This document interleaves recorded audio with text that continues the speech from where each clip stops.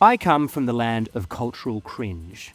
In fact, as I understand it, the term is most readily associated with the colonial mentality in Australia, this internalised inferiority complex that Australian musicians, writers, artists, filmmakers all feel when comparing themselves to the great masters from older, richer and more influential cultures that we have been indoctrinated from day dot to idolise above all else. In fact, I would say this mentality goes further beyond mere culture to include Australia's own history as well. I remember in high school most of my mates opted to study Renaissance history or ancient Greece, whereas me and a small handful of other freaks were considered weird in that we took any interest at all in the country we actually lived in. Australians don't like looking at their own past, not just because its actual unsanitised white history is particularly ugly, but also because any knowledge of its black history further brings the cruelty of colonialism into greater focus. It just does. So rather than confront that, Australia pretends that its modern European lineage instead makes up the bulk of its national identity. Or at least that's what it did do until after the Second World War, when America began to gradually become the dominant cultural influence, as it most definitely is now across all of the West. Either way, Australia looks elsewhere for its cultural cues, is my point. Something only further exacerbated by the global monoculture of the internet age, as you might expect.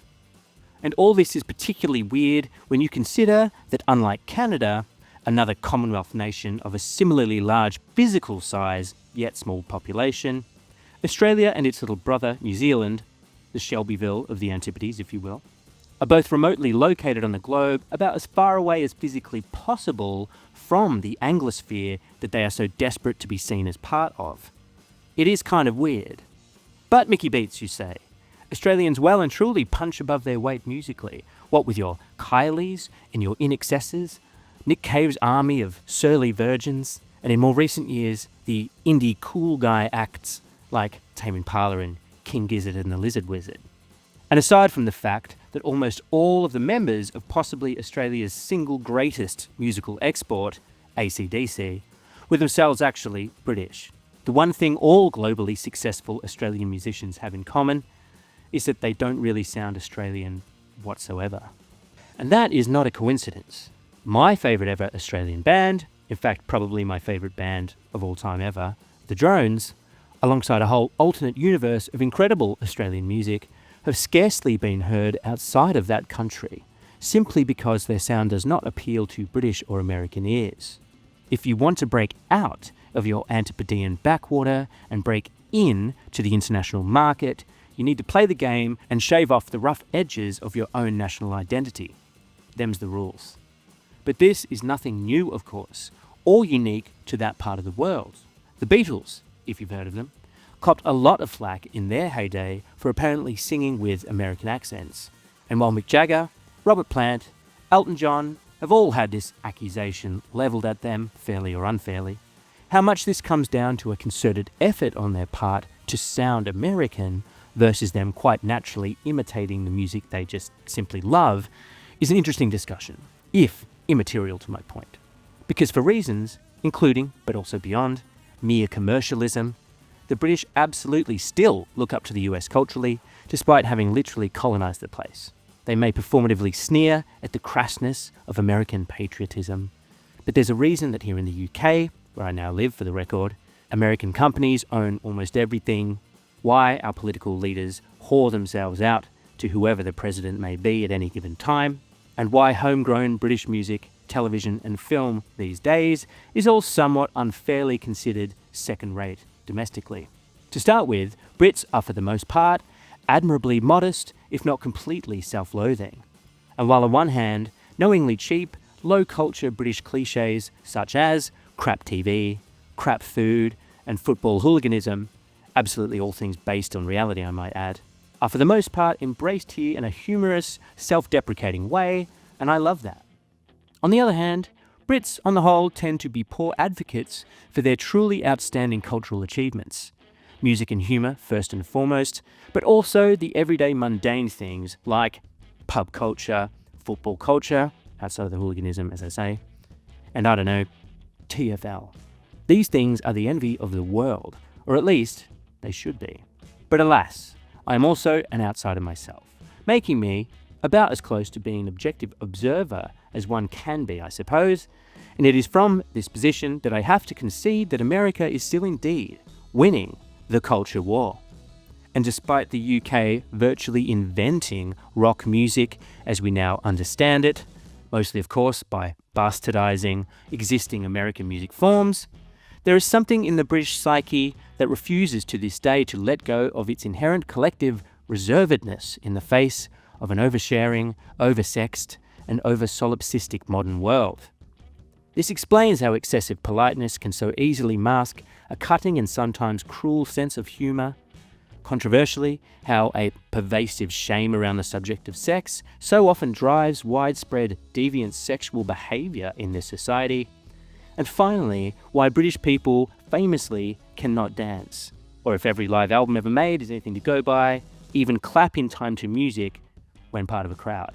Before I go on, it's worth saying as well that the premise I am building up to here totally ignores the long and enormously significant influence of Black Britain, so I do apologise for that. In fact, Black Britain is of course largely responsible for the only significantly new and indigenous genre of music to come out of the UK for more than 30 years, in the form of grime. So with that in mind, I'm sure you can appreciate that I do mean very little of what I say in a literal sense, even if you can also recognise that British people, white British people at least, are somewhat known for their lack of soul, whatever that really means. And while this of course is not actually true as a disparaging blanket statement about an entire nation of people, or technically 4 nations I should say, this is a cliche, as cliches so often are, for a reason. So all of this is a roundabout way of explaining why the concept of British funk might come across as something of an oxymoron. How can people renowned for their stiffness, unease, and sexlessness possibly work in a style of music built around rhythm, feel, and groove? For one, years ago, I remember how long it took me to come around to the idea of understanding the long tradition of British jazz. So odd it seemed to me that such a seemingly American music form, with its distinctive black origins, might have such purchase on these British Isles. On reflection, this was a misunderstanding on my part about how cultures interact and intersect more broadly over time, and indeed how they transcend these superficial barriers of race and class or whatever else. The idea of British funk, however, feels doubly weird to me, as unlike jazz, it doesn't have a long history here, or at least it didn't until it was popularised here in the late 70s, in part because of people like Ian Dury. European disco, on paper at least, makes far more sense.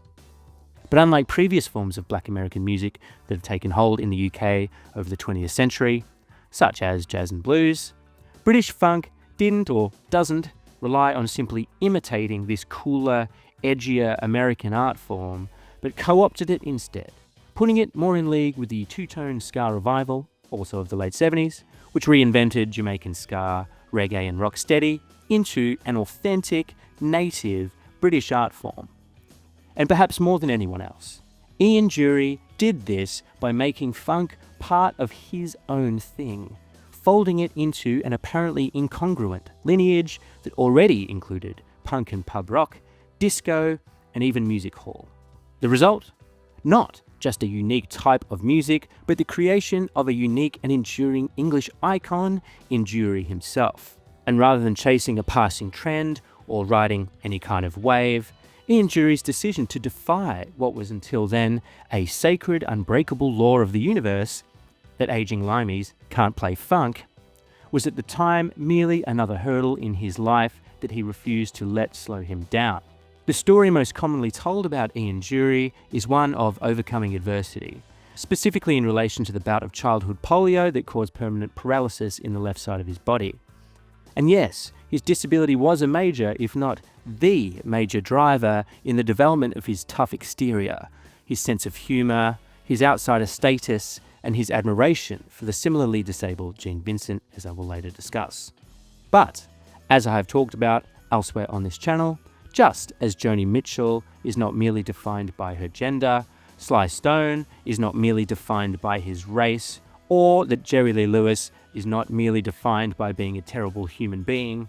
Ian Dury, of course, is not defined merely by his disability.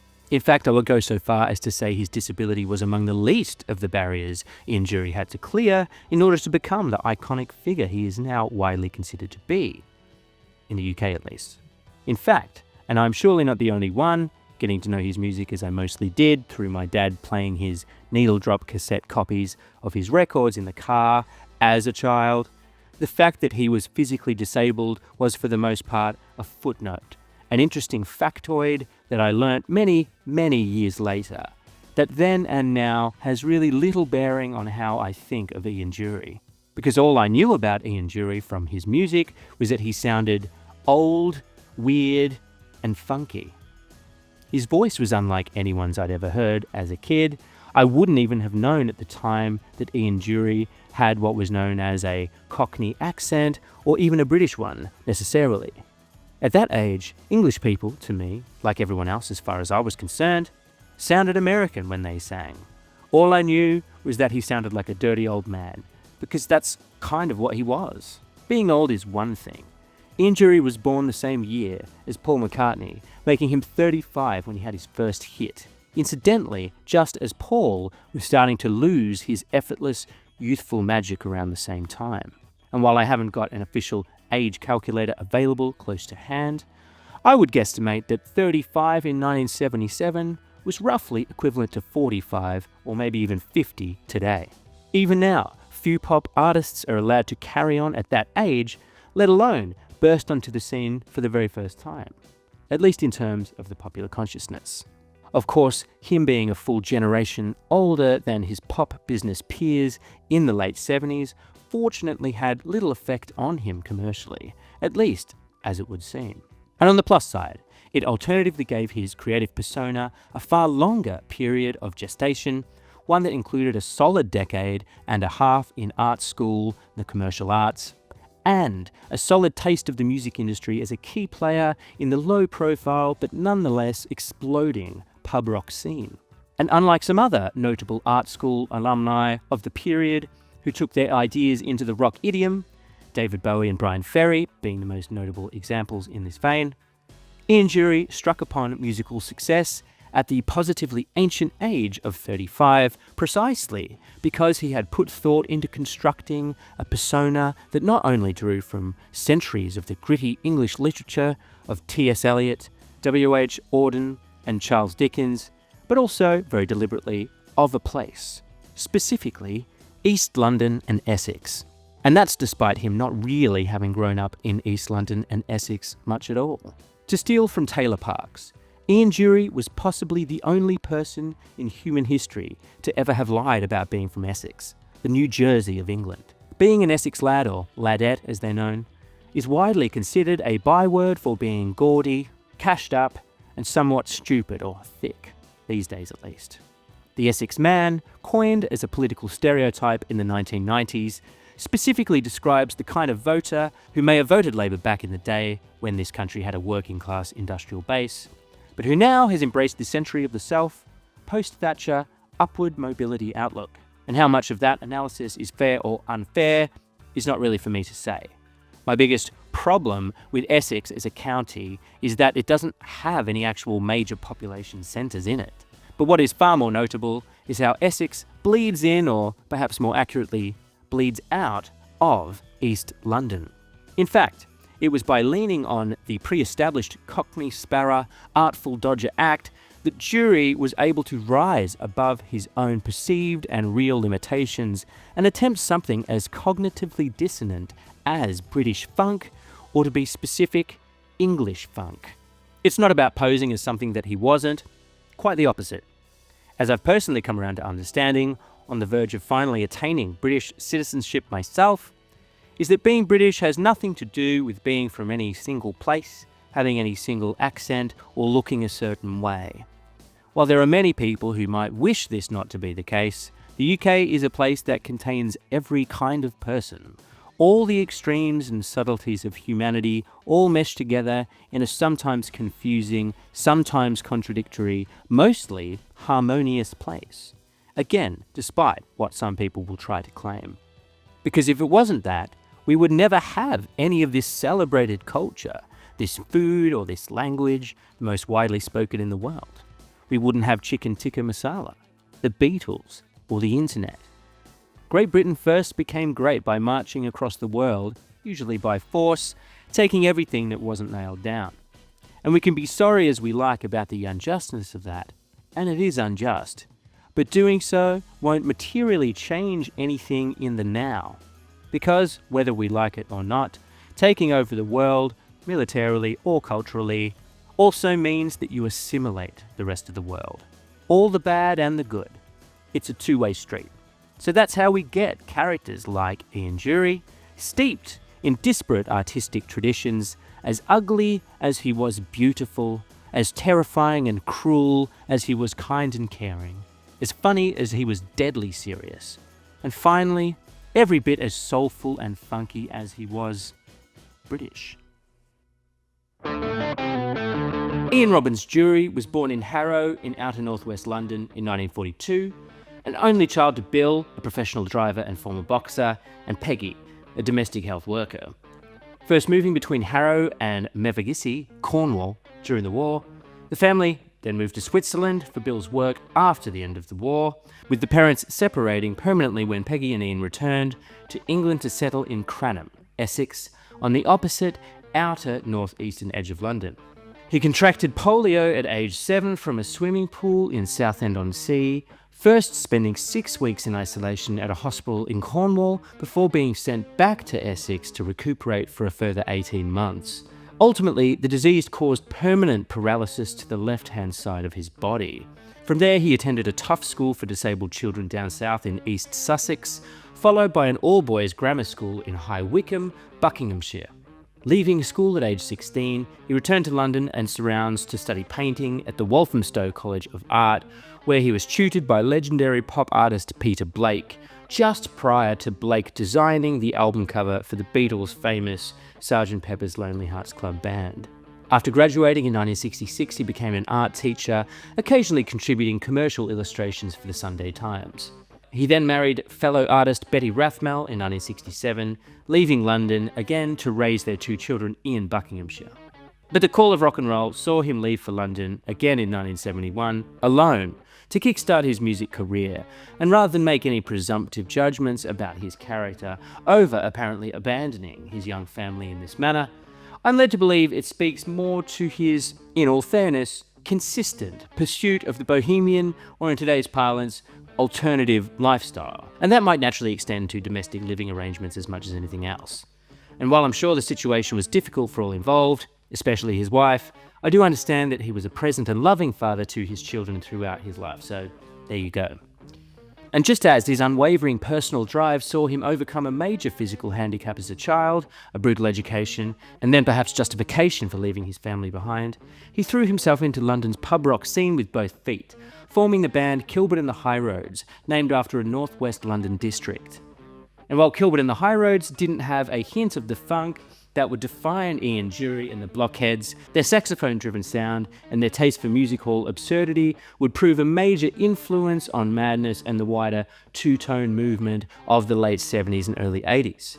Listening to the only album Kilburn and the High Roads released while still active as a group, 1975's Handsome, released on Pi Records, what is striking, other than the fact that Dury here attempts to actually sing and sound nice and conventional in a way that seems kind of hard to place in light of his later work, is that he certainly was unafraid to sing in his own accent, at least some of the time.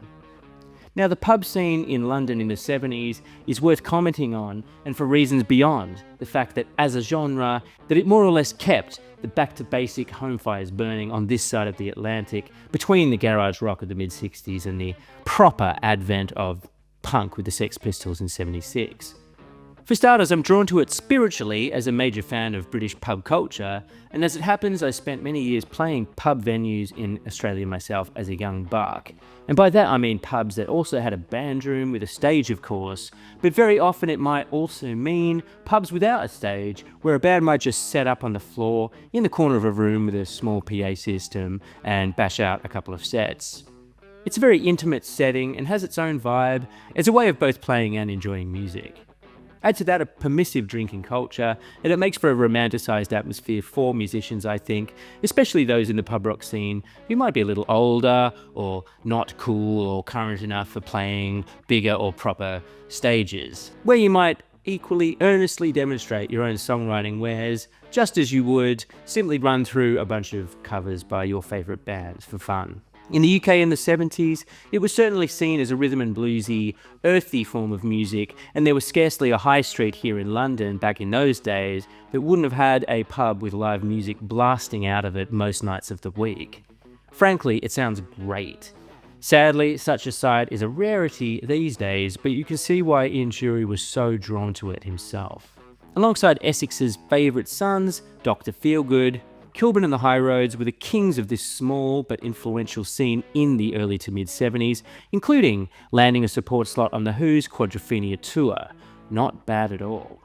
Born a full decade after Dury, Sly and the Family Stone and Lee Dorsey obsessive and talented guitarist and keyboardist Charles Chaz Jankel became part of Kilburn and the High Roads' wider orbit before their breakup in 1975. For the next 2 years, he, Dury, and Steve Nugent workshopped the songs that came to make up the bulk of the material on New Boots and Panties at Dury's Kennington flat overlooking Oval Cricket Grounds, nicknamed Cat Shit Mansions, where Dury had taken up with his new partner, not formally dissolving his first marriage until 1985. Recorded in a small studio in Wimbledon, the demos for New Boots and Panties, which can be heard on the deluxe edition of the album, are remarkably fully formed, with Dury on vocals and drums, and Jankel on everything else. And considering that the backing band that would eventually become the Blockheads were formed in a single week between the demos and the actual sessions for New Boots and Panties, is both a testament to Dury and Jankel's groundwork efforts here, as well as the Blockheads as serious and adaptable players. Their new managers, Peter Jenner and Andrew King, were able to secure a record deal with the nascent Stiff Records, and in the old-school Beatlesque value-for-money tradition, Ian Dury's debut single, Sex and Drugs and Rock and Roll, released in August 1977, was never intended for inclusion on New Boots and Panties, even though it was recorded during the same sessions. The iconic track's irrepressibly funky riff,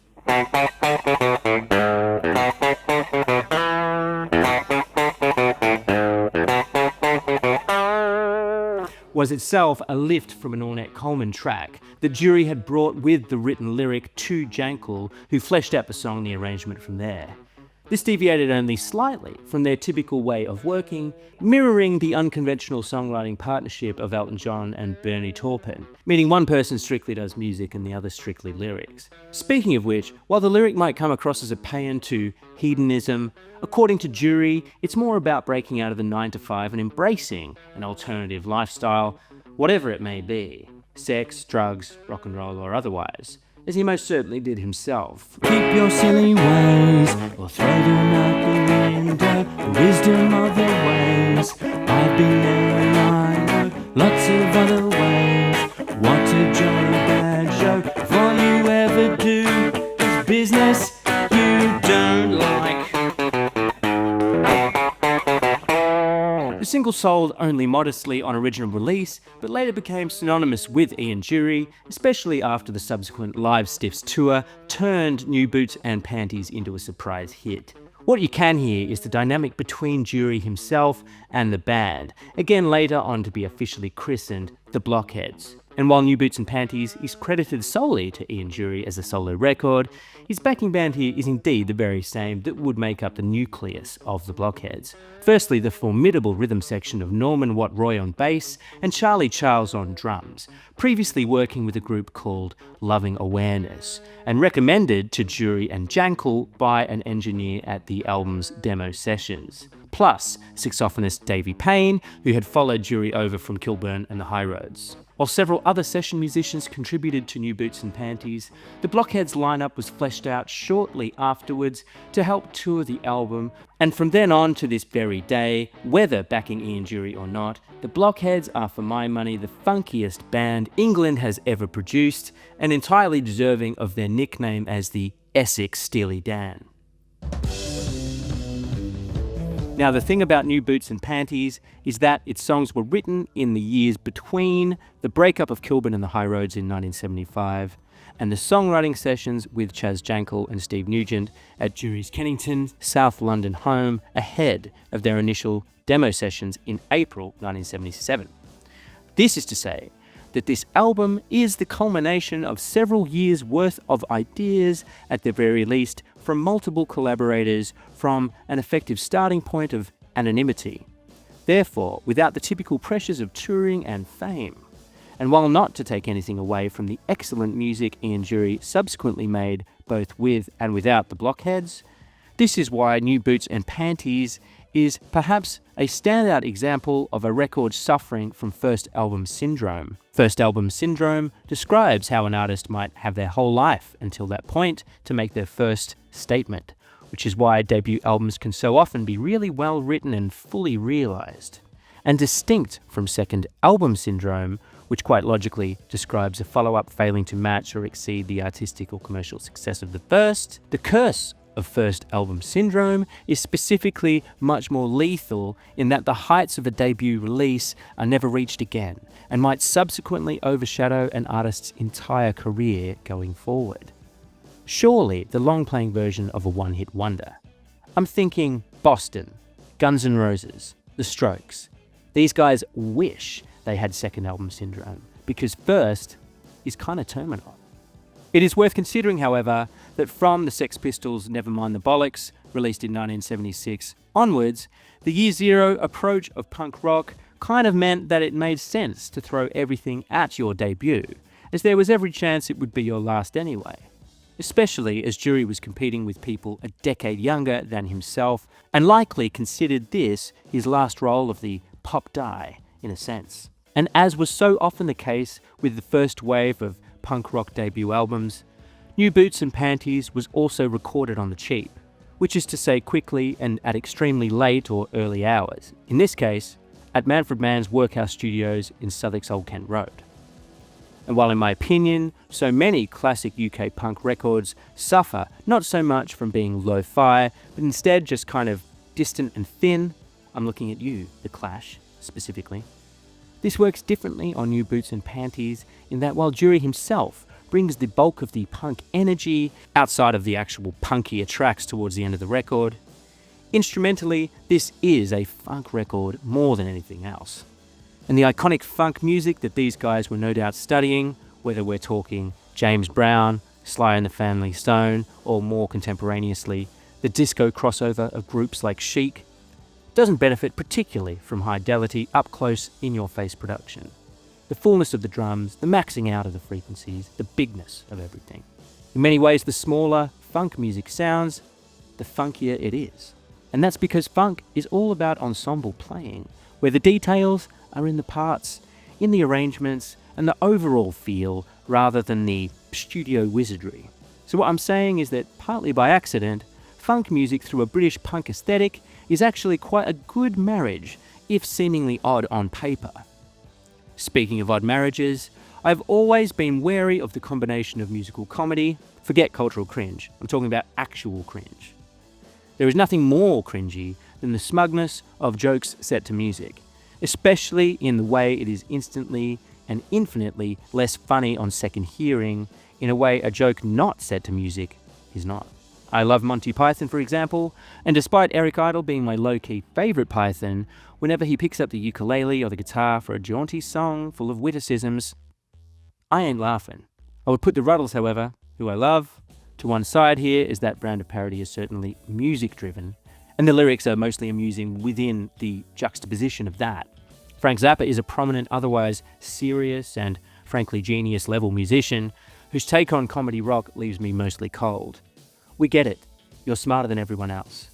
But what Ian Dury is doing here, and more importantly, why his humour works so well as part of his artistry, is firstly because it is not contrived.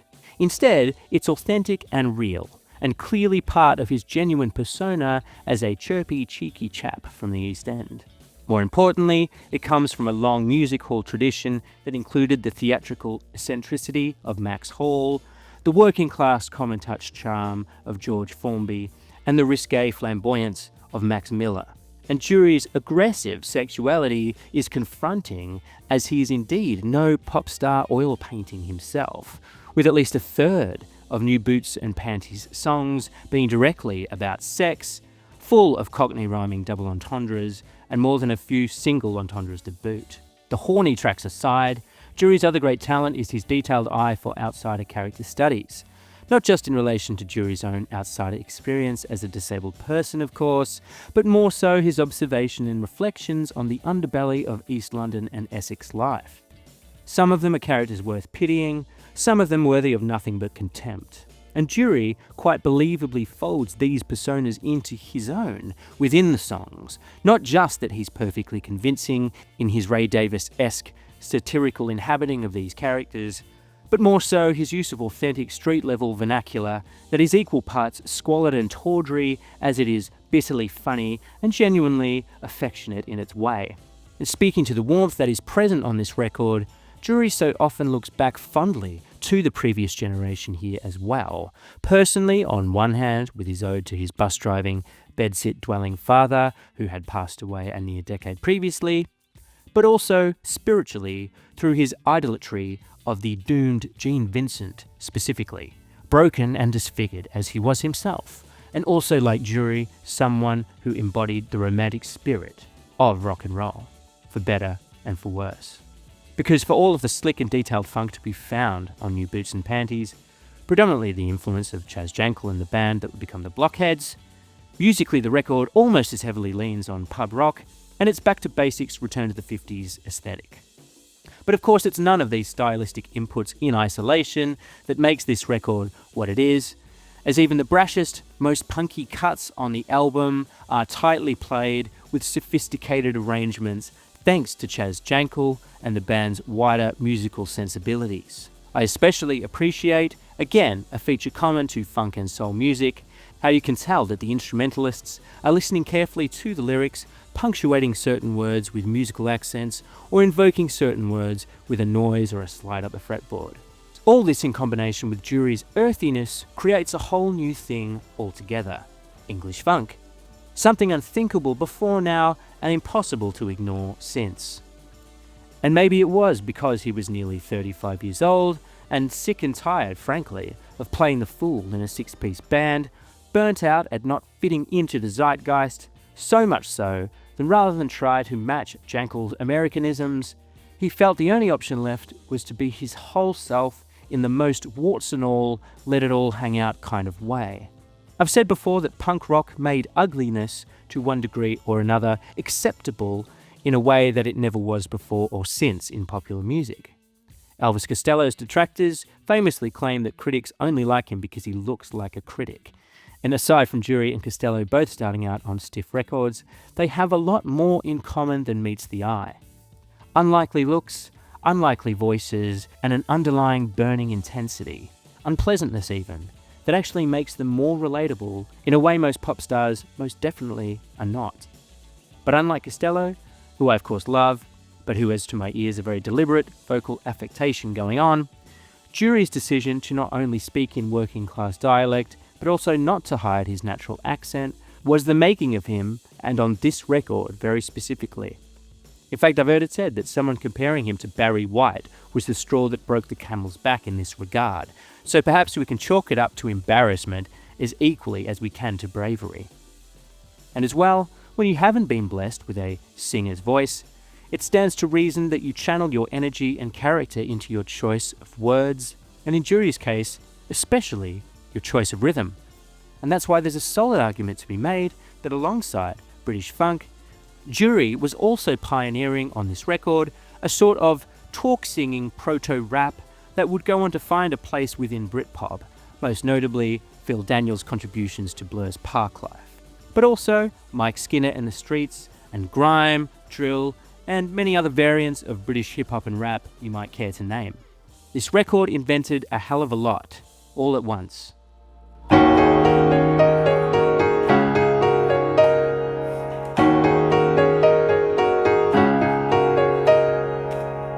I do wonder, being a fairly lousy piano player myself, whether this song was deliberately set in the key of E-flat purely in order to make its introduction easier to play, on the black keys as it is.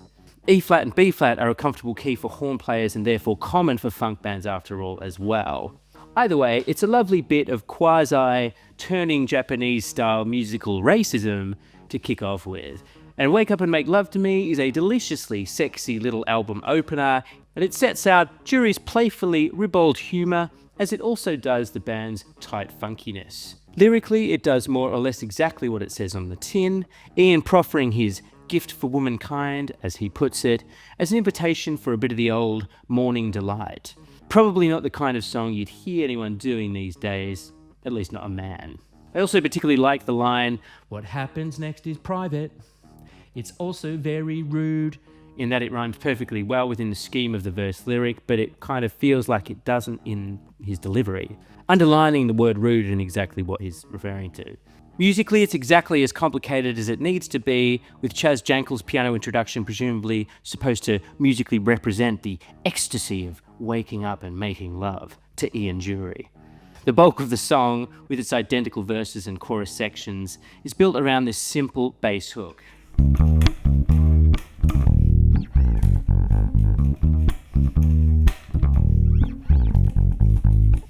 Notice that being in the key of E-flat means that rather than Norman Watt-Roy tuning all four strings of his bass down half a step from the standard tuning, only the low E is detuned a half step. A fairly common occurrence, again, for funk and soul bands playing in the brass and woodwind friendly keys. And like with most funk playing, while the song itself is incredibly simple, it's the overall feel and little details where the players get the chance to show off. In this case, accenting specific lyrics, like when the bass slides down on the words, "Sliding down your body, touching your behind." The carefully chosen flams on the snare, or the synth played by Jeff Castle, that dreamily floats in and out of the song. And a special mention for the piano riff that goes like this.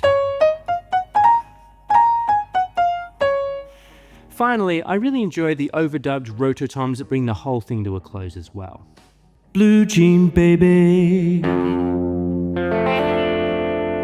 The opening seconds of Sweet Gene Vincent are of course the first of two direct nods to actual Gene Vincent songs, first being Blue Jean Baby, and second being Who Slapped John, name-checked as the song's second rockier half kicks in. Virginian rock and roller Gene Vincent was a formative influence on Ian Dury, as he was on a whole generation of British rockers, most notably the Beatles, who of course are around the same age as Dury in reality. The Beatles famously meeting Gene Vincent during their leather S&M phase before they themselves hit the big time in the early 60s. So while Dury was never known to have met Gene Vincent himself, the doomed rock and roller's disability, caused by a severe automobile accident in 1955, endeared him to the aspiring young Dury as he came to terms with life after his own debilitating bout of polio. Vincent himself lived the remainder of his life in a leg brace with chronic pain that accelerated his drug and alcohol addictions.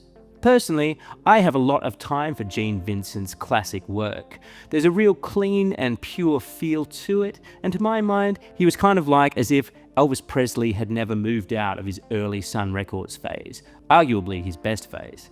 Vincent was, of course, an infinitely more tragic figure than Presley, also surviving the car crash that killed Eddie Cochran while on tour in the UK in 1960. For those interested, there's a particularly depressing documentary of his 1969 UK tour, where he's riding the rock and roll revival wave, getting dicked around by promoters and generally looking bloated and fed up with life at a mere 34 years of age. And Dury leans into the sadness of Gene's story initially in a suitably retro 50s style before the iconic shout-along. White face, black shirt, white socks, black shoes, black hair, white strap, bled white, dye black, Gene Vincent. Apparently Dury could never remember the exact order of those parts, so there are a few funny live iterations of it going around. Nonetheless, the song from there carries on in a far more driving rock and roll style, capturing the spirit of early rock and roll quite admirably for what is ultimately a bunch of refined funk players. But that said, it seems no coincidence that a 50s throwback of this kind was so common during the first flush of punk and new wave. I'm thinking Elvis Costello's Mystery Dance, for example. Sharing, as they did, a common lineage in pub rock, which of course was steeped in early rock and roll. Clearly feeling an affinity for Gene Vincent, Dury's genre experiment character study here leans equally into the thrilling romance of early rock and roll, just as God intended, as well as the wasted glamour and tragedy of Gene Vincent's life and legacy. He died in 1971 at 36. So farewell, Mademoiselle Knickerbocker Hotel. Farewell to money owed. When your leg still hurts and you need more shirts, got to get back on the road. There's something particularly cheerful about the piano-led I'm Partial to Your Abracadabra, which makes Paul McCartney's 2001 version of this track seem appropriate, not to mention funny. And I mean funny beyond it being clearly in the wrong key for McCartney's vocal part, like when Alan Partridge tries to sing the Carpenters' Close to You. But more so because, of course, it's euphemistically sleazy lyric. Even the lead piano riff's echoing of the song's opening line and title in and itself is an amusing reminder that this is simply a song about vaginas.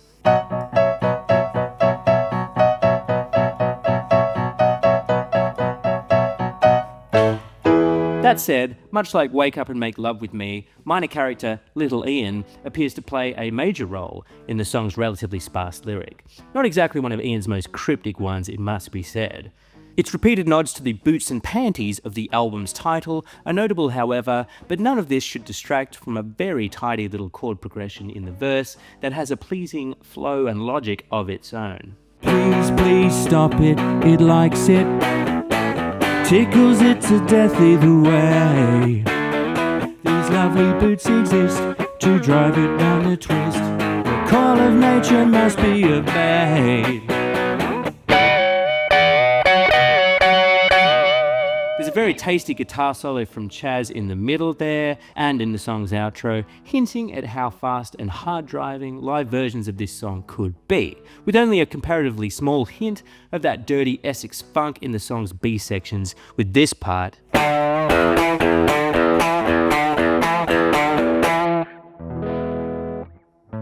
My Old Man is a straightforward and affectionate tribute to Ian's bus-driving father, William George Dury, who by then had passed away a decade earlier in 1968. In fact, unbeknownst to Dury, the photograph on the cover of New Boots and Panties was taken only a stone's throw away from the bedsit where his father had last lived and died.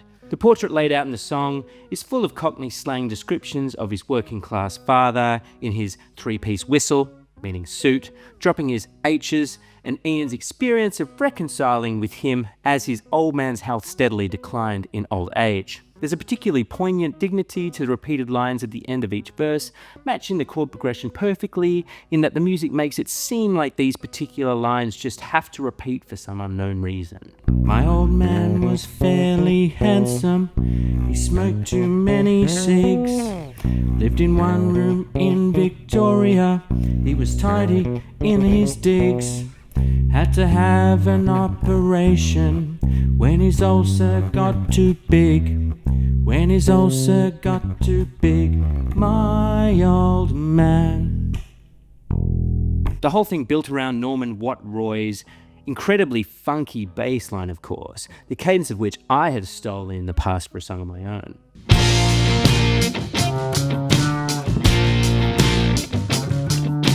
Structurally, it's very simple, with a particularly tasteful and jazzy guitar solo in the middle and closing out with a sax solo. As is the case throughout the track, Charlie Charles's snare sound is deliciously tight and clear sounding, and the track ends with just him playing alone in the fade out. Lovely stuff. Now, Billericay is a town within the district of Basildon in Essex, about halfway to the coast, travelling further east out of London, presumably chosen by Dury more or less randomly out of any number of small Essex towns, including the Isle of Thanet, Shoeburyness, and Burnham-on-Crouch, also mentioned in the song's lyrics. I suppose Chelmsford Charlie doesn't quite have the same ring to it. On second thoughts, maybe it does. Nonetheless, Billericay Dickie is in the knowingly over-the-top musical hall tradition, a sort of oompa band rhythm, not unlike the kind of off-the-wall demented type of song the Kinks would fill out their albums with throughout the 60s, seemingly perfect for this kind of character study. While I might not love the music here, I'm not even sure you're supposed to. I at least appreciate it for the novelty that it is. Its lyrics are up there with some of Dury's very best, not just on this record, but his whole career for my money. Had a love affair with Nina, in the back of my Cortina. A seasoned up hyena, could not have been more obscener. She took me to the cleaners and other misdemeanors, but I got right up between her, rum and her Ribena. For starters, the construction of the rhyme is of course very clever, but it's the seamless combination of imaginative imagery and the twisting of common turns of phrase that is its genius. I mean, I have no reason to think that rum and Ribena were up until this point a well-known euphemism or a bit of Cockney rhyming slang, but you know exactly what he means by it in the context of the song. Likewise, lines like, bruise her pomegranate, half a pranet, and never hold a candle if you don't know where it's been, all that stuff. Plus, Chris Morris fans will appreciate the use of gannet in a song, something you don't see enough of these days, frankly. And for all of its upbeat cheekiness, Dury intended the bricklayer character of Billericay Dickie as a rather tragic figure, a sort of Essex lad of yesteryear, wandering around pubs, boasting about all his sexual conquests across the land, dining out on his past and living something of a deluded fantasy. As we will see later on the track Blockheads, Dury is looking at himself and his bandmates here as much as anyone. If there isn't more than a little bit of Billericay Dickie in all of us, we certainly all know similar such parochial characters wherever we are really from. Also, as a final note, shout out to Ajax Spray and Wipe, who lifted this song for an advertising campaign that ran in Australia throughout my childhood and is therefore burned into my brain. Turns out I knew this song years before I actually knew this song, so there's that. Clever Trevor, with its laid-back, cool and stream-of-consciousness lyric, makes me think of it kind of like an Essex version of the Bee Gees' Stayin' Alive, or maybe something more gritty, like Bobby Womack's Across 110th Street, a kind of theme song of sorts for the titular character. And unlike the other character studies on New Boots and Panties, there is less detail here, suggesting that Clever Trevor is indeed the unassuming everyman, not unlike the way the earlier track, My Old Man, celebrates a sort of working-class ordinariness. And not only that, the verbose nothingness of the words make it sound like someone's internal monologue playing out over its super cool, minimalistic phased guitar part. Just 'cause I ain't never had no nothing worth having, never ever, never, ever. You ain't got no call not to thinking what I'm falling to, thinking that I ain't too clever. I mean, that kind of thing is really hard to do. Stumble over one syllable in that and you're in big trouble. Goes to show how deliberately put together all of Dury's seemingly casually tossed off streetwise poetry really is. Structurally, the song is really no more than a 12-bar blues, as we hear with the chord change in the next line. And it ain't not having one thing nor not another either, neither is it anything, whatever. And it's not knowing that there ain't nothing showing, and I answer to the name of Trevor. However, also there's the riff that goes after the chorus, which is pure Sly and the Family Stone, and the bridge also with its incredibly funky syncopation over yet another rap-like part from Dury.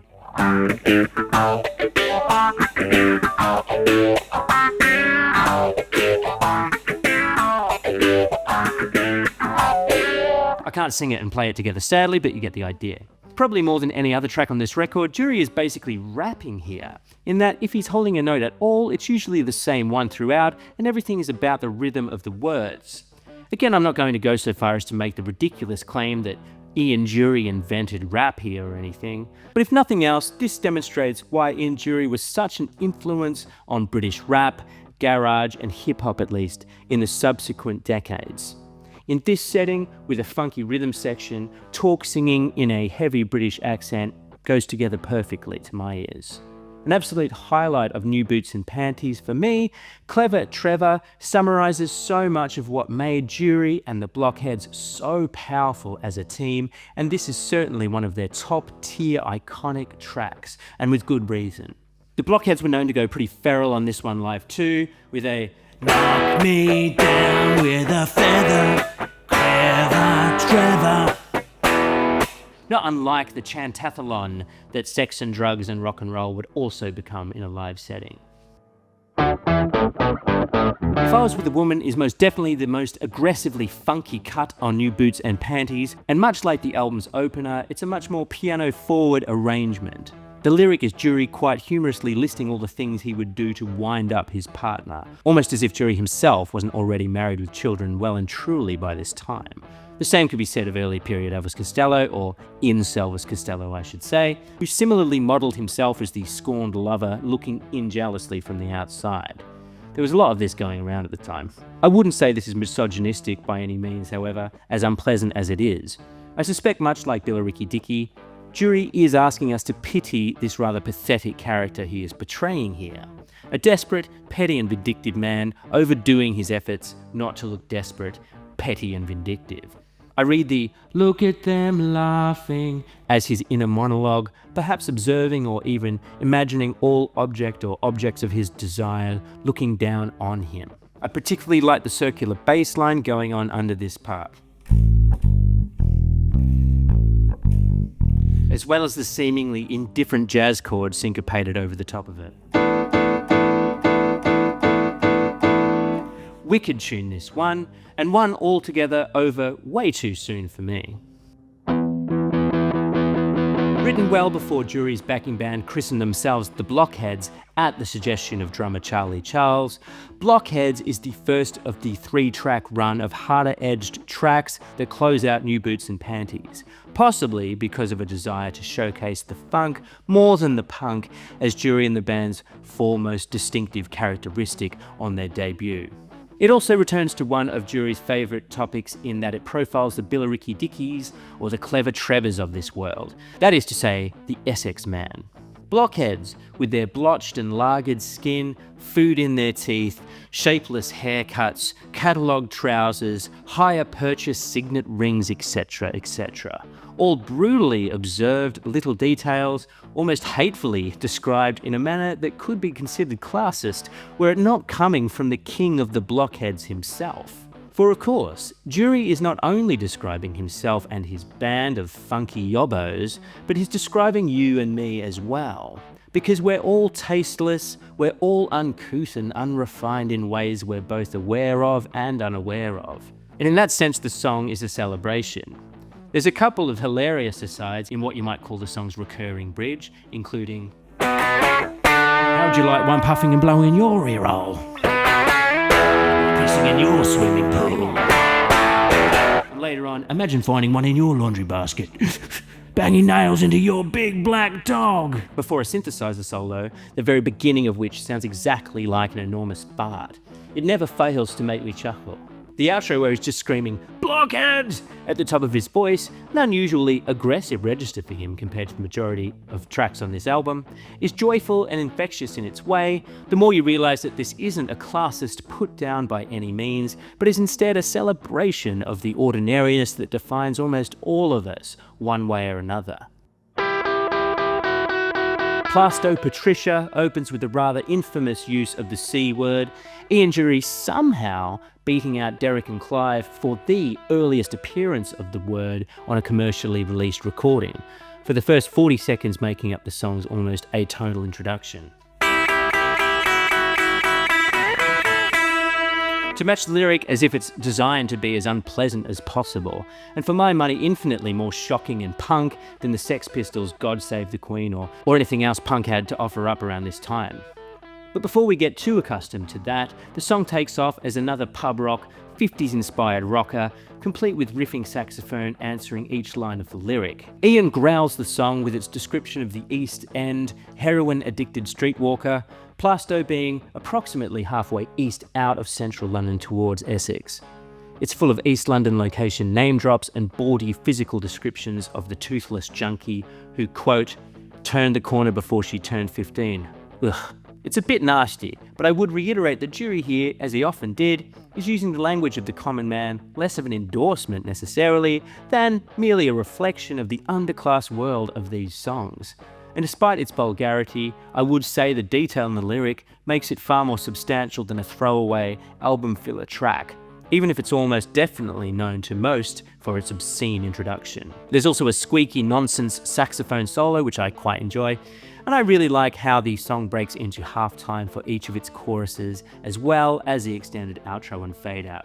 Plaistow Patricia, Plaistow Patricia.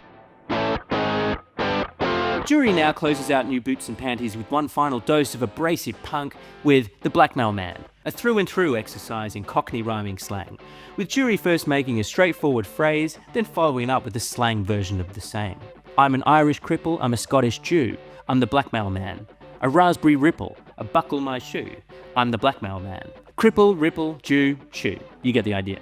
Many of the song's colloquial terms are racist at worst or xenophobic at best, although it's clear that Dury is inhabiting a character once again and reflecting his low-status horribleness through his language as the titular Blackmail Man.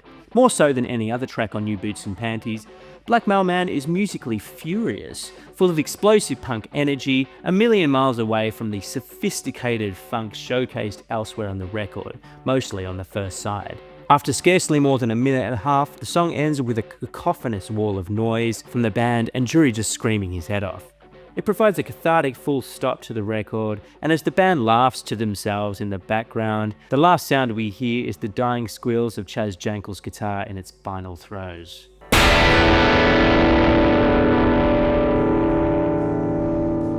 New Boots and Panties was released on Stiff Records in September 1977 to critical acclaim but average sales initially. Filling his backing band out with keyboardist Mick Gallagher and guitarist John Turnbull, both also previously members of the Loving Awareness band, they supported the album on a Stiff's package tour in October 1977 with New Wave Golden Boy, Elvis Costello and the Attractions, Nick Lowe, Reckless Eric and Larry Wallace. Alternating and in many ways competing with Costello for the top spot each night of the tour, a concerted promotional campaign that included the release of Sweet Gene Vincent, a non-album track, and absolute banger What a Waste as singles from New Boots and Panties, with the latter reaching number 9 on the UK chart, saw the album itself eventually go platinum by June 1979, despite never actually charting in the UK. While it predictably didn't do particularly well in the US market, who can only stomach so much unsanitized Englishness in their musical diet, New Boots and Panties is to this day the highest selling record of Ian Dury's career, and deservedly so. The album artwork, shot by Chris Gabrin and designed by Stiff Records' legendary in-house designer Barney Bubbles, features Dury and his 6-year-old son Baxter on the front, and the phrase, "There's nothing wrong with it," on the back, supposedly the band's reaction upon hearing the finished record for the first time. They followed up firstly in late 1978 with the monster #1 hit single Hit Me With Your Rhythm Stick, a song you'd have to be living under a rock not to know even today. Like with Sex and Drugs and Rock and Roll 2 years earlier, it was excluded from their follow-up long player, even though it was recorded during the very same sessions, also at Workhouse Studios. With its again iconic Barney Bubbles design cover, Do It Yourself, now credited formally to Ian Dury and the Blockheads, was released in May 1979 and is a super strong record, even if it doesn't quite match the highs of its predecessor in my opinion. What it does is professionalize Dury's style and the Blockheads' sound, giving a high-definition sheen to their funk missing on the rough and ready sound of New Boots and Panties. I love Do It Yourself, even if I think the songs are slightly underbaked. The same sessions also spawned the song Reasons to Be Cheerful Part 3, with its rollicking, rolling drum part. Unlike R.E.M's It's the End of the World as We Know It and Billy Joel's We Didn't Start the Fire, Reasons to Be Cheerful isn't shit, but in common with those songs, the lyrics are basically just a list of stuff that Ian likes, and in the minds of some, again a predecessor to the rap genre insofar as his vocal delivery. Despite their considerable collective success, Chaz Jankel left the Blockheads soon after release of Do It Yourself due to increasing tensions between him and Dury, who by all reports struggled with the pressures of success and was prone to lashing out at his collaborators, as well as significant drug and alcohol abuse. Jankel was replaced by Wilko Johnson of Dr. Feelgood fame for 1980's Laughter, the last album Dury made with the Blockheads until they reunited in 1998. Jankel collaborated again with Dury plus legendary rhythm section Sly and Robbie for Dury's first post-Blockheads solo record, Lord Upminster, in 1981, considered to be something of a disappointment outside of its banned by the BBC soul single Spasticus Autisticus, Dury's protest against the patronising treatment of the disabled. Dury expanded his remit throughout the rest of the 80s and 90s, branching out with a significant acting career, writing a musical and campaigning for HIV/AIDS awareness. During this time, he also released 3 more solo records with varying degrees of success. In 1998, he reunited with the Blockheads for a major return to form with the album Mr. Love Pants. The same year, he married sculptor Sophie Tilson, with whom he had 2 children. Sadly, Dury's colorectal cancer, first diagnosed in 1996 and a motivating driver for his reunion with the Blockheads, soon returned, and the Blockheads completed their final album with Dury, 10 More Turnips for the Tip, in 2002, 2 years after Ian Dury's untimely death on 27th of March 2000, in London, aged 57. Since then, there have been countless films, documentaries and musicals made about the man, and he has definitely cemented his place in history as a British icon. The Blockheads continue to this day, having continued on with various lineups and with or without lead singers. Many people still point to New Boots and Panties as the moment when Ian Dury and the Blockheads truly arrived, and with them a uniquely English mashup of rock, funk, punk, street poetry and humour that has resonated down the years into all kinds of native genres of music on this here mad island. And Ian Dury made that possible with the decision to be unflinchingly, unabashedly himself, and personally, thinking on this has really driven home for me, finally at nearly 40 years old myself, how brave and ultimately rare it is for anyone to approach life in such a fearless way. Because most of us go through life tempering our own emotions, hiding our true selves, moderating our personas for the approval of others. I've always been very conscious that being superficially appealing to other people, one way or another, is the key to an easy and maybe even a successful life, at least partly. Personally speaking, I'm in all fairness a different person at work compared to the one I am at home or in the eyes of my friends or my parents and total strangers, all very deliberately in all honesty. And while I'm not exactly envious of people who consciously or unconsciously reject this approach to life, I can appreciate that an artist's role, or part of it, requires a realness, an authenticity, a willingness to expose and explore the raw imperfection of the self. To stand naked, warts and all, before the world is a terrifying prospect for people like me, and likely you, who have only managed to get this far in life by mostly hiding our true nature, one way or the other. Altering or not altering one's own voice or accent is at least one thing that we have a modicum of control over, whereas our physical bodies are inescapable and we are forced to make peace with whatever God has given us.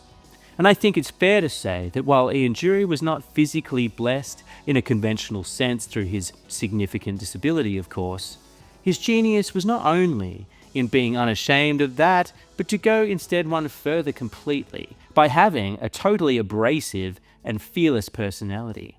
A man whose street-level poetry spoke to the humour, modesty and gritty smallness of everyday British life, but delivered with a confidence that took him to the top of the charts and beyond, all within the unlikely genre of English funk.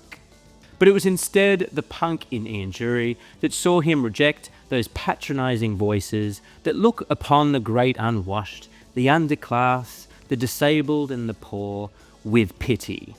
Instead, it's the straight life that he looks down upon, as we hear in the grooves of New Boots and Panties. And that kind of thing making its way into the popular consciousness is rare and should be celebrated. So finally, to misquote Neil Innes, it's not much of a life when you're just a pretty face. Just to be whoever you are is no disgrace. Don't be scared if you don't fit in. look who's in the reject bin. Why bother at all about blockheads? Why should you care what they do? Because after all is said and done, you're a blockhead too.